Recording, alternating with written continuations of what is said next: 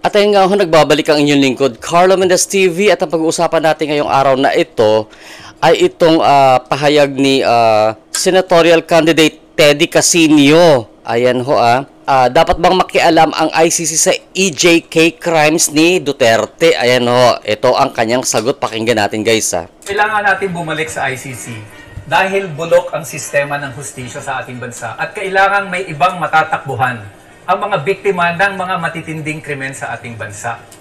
Dito ho kasi sa ating bansa, double standards ang justice system Kung mahirap ka, wala kang koneksyon, wala kang makukuha hustisya. Lalo na kapag ang katapat, ang nambiktima sa iyo ay pulis, military, o kaya mataas na opisyal ng gobyerno.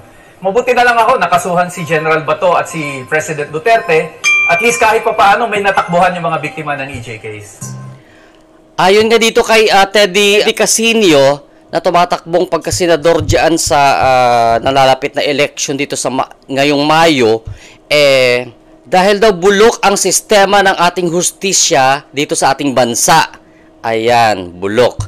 Saan ba nagiging bulok lang ito? Ito, reaction ko lang ito sa sinabi niya, sa pahayag niya Nagiging bulok ba ito dahil lang sa usapin ng kaso ni Pangulong Duterte na isinampa ng mga di umano ay biktima nitong EJK? Noong Pangulo pa itong si Rodrigo Duterte, ayan ho. Or sa kabuuan ba ito na wala silang tiwala sa judicial process dito sa bansa natin? Kasi may nakita ho akong article, ito po ay noong December 19, 2023. Article ng Bombo Radio ho guys Ito, babasahin ko lang sa inyo.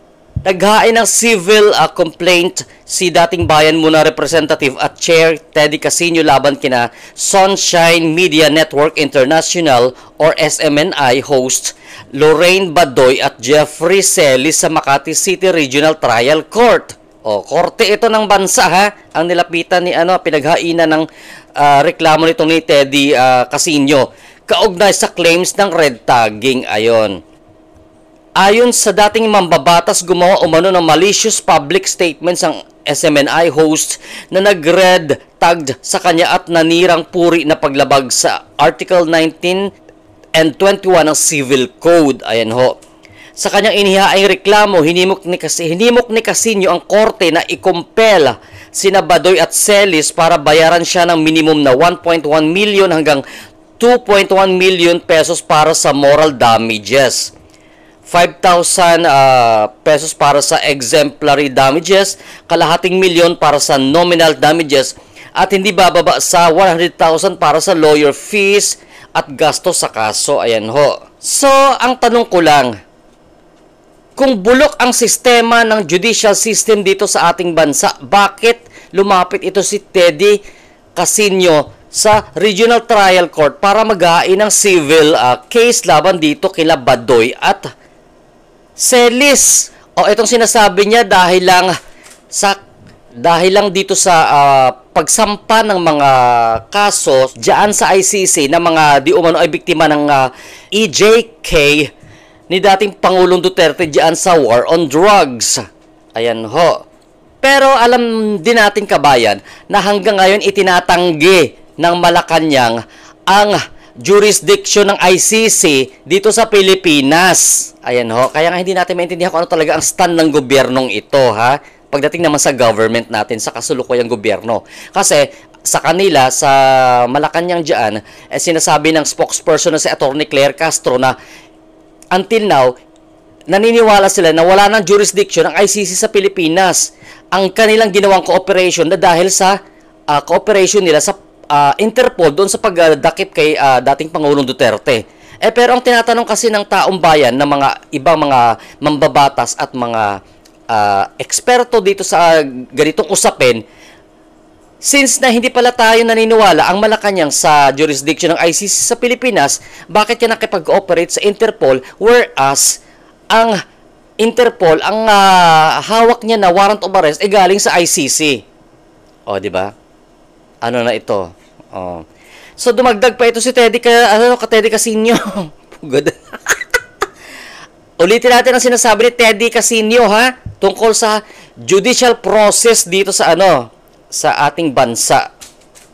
Kailangan natin bumalik sa ICC dahil bulok ang sistema ng hustisya sa ating bansa at kailangang may ibang matatakbuhan ang mga biktima ng mga matitinding krimen sa ating bansa.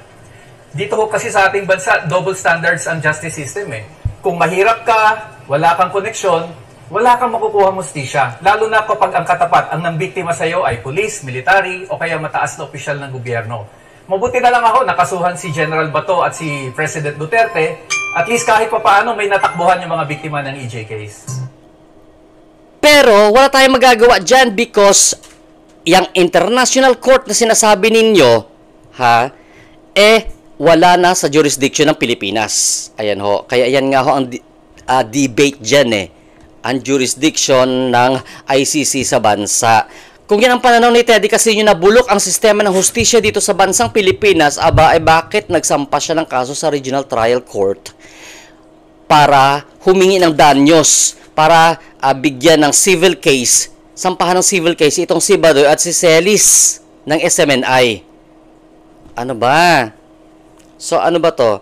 Exemption ba ito na kapag crime din itong yung red tagging, crime din ito, krimen din ito, 'di ba sa civil code na sinasabi ni Teddy Casino. So ano ba talaga tinutumbok ni Teddy Casino dito?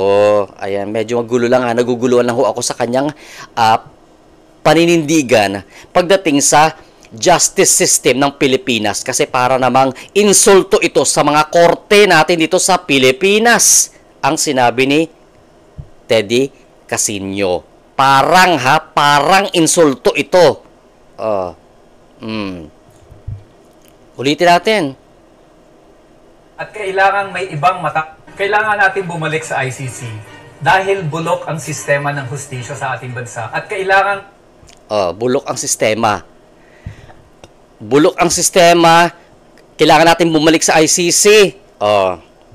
Nasa Malacanang yan kung babalik sila uli sa ICC pagiging miyembro ng Pilipinas sa International Criminal Court dyan sa Hague, Netherlands. Kung magpapamiyembro uli tayo. Ayan. Pero kung sasabihin natin na bulok ang sistema ng hustisya dito sa Pilipinas, para namang wala tayong tiwala. Pinapakita natin na wala tayong tiwala sa mga korte natin dito sa Pilipinas. Ayun, ganun ba yun? Yan ho ang aking katanungan. Kasi kung kinu-question natin, kung sinasabi natin na bulok ang sistema ng hustisya sa Pilipinas, bakit humingi ng hustisya ito si Teddy Casino sa Regional Trial Court at sinampahan ng civil case itong si Badoy ng SMNI at si Celis? Di ba dapat hindi na lang nagsampa kasi kung naniniwala siya na ang bawat krimen dito sa Pilipinas hindi mabibigyan ng hustisya kasi bulok ang sistema ng hustisya sa Pilipinas. Ayon kay Teddy Casino, ayan. Ewan ko lang. Kayo, anong kuro-kuro ninyo? Basta ako, Makate yung singit ko. Charot.